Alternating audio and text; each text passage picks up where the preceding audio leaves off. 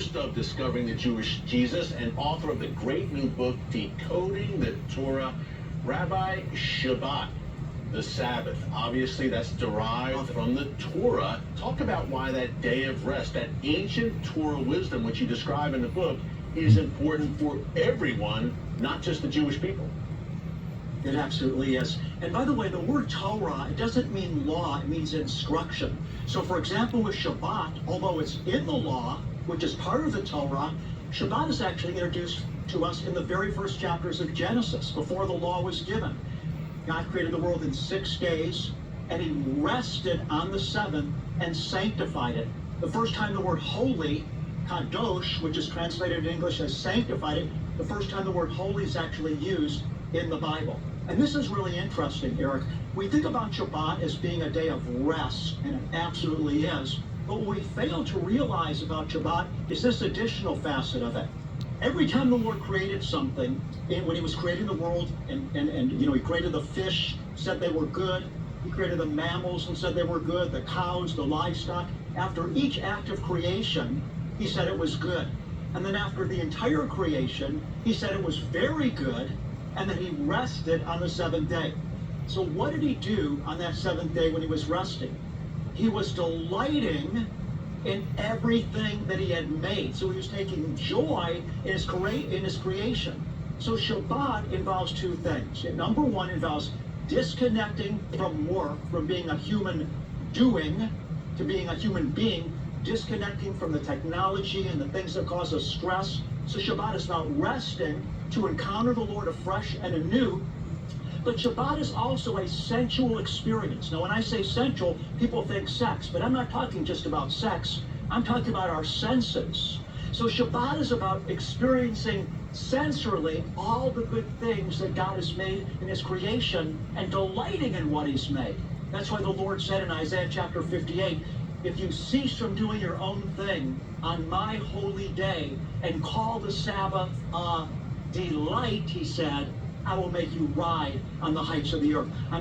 Jesus said in Mark 2 that the Sabbath was made for man. He didn't say it was made for Jews. He said it was made for men. I encourage everybody to study more about the principle of the Sabbath and the presence of God. It's not about legalism. It's about a spiritual opportunity to be blessed. Rabbi, so important, so well said. I found that to be a very important principle in my life, getting that rest every week that God has granted us. Amazing.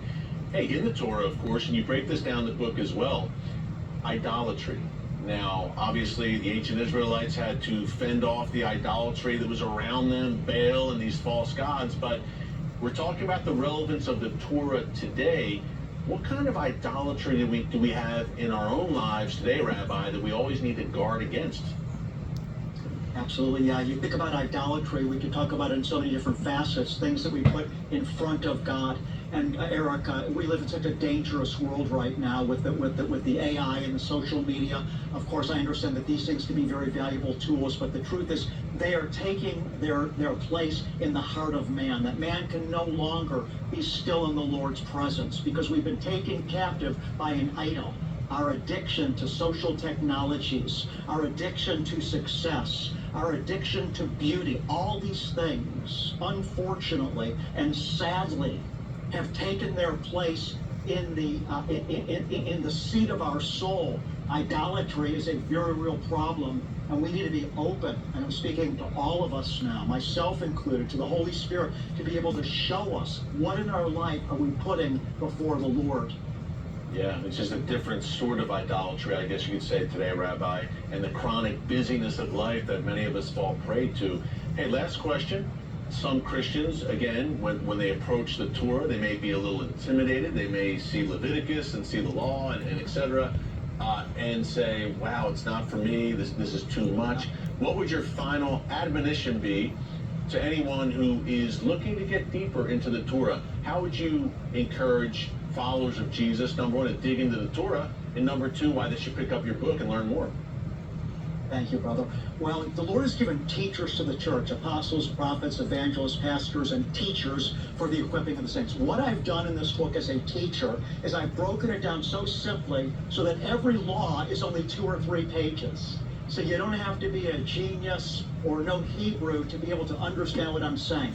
I very briefly and simply explain what the laws meant to Israel in their original historical context, Eric, and how they apply to us today as Christians. This is the most important book that I've ever been written in my life. There's never been a book written like this before. The church, God's people, desperately need to read it. Yeah, Rabbi, at a time of replacement theology, growing anti-Semitism, absolutely this book is for these times. It's called Decoding the Torah. You can pick it up at Amazon.com, wherever books are sold. Rabbi, thanks so much. Great job on the book. We will see you again soon. God bless you, Rabbi. And coming up after the break, my final thoughts on that ancient Torah wisdom and why we need it. That's next. Don't move.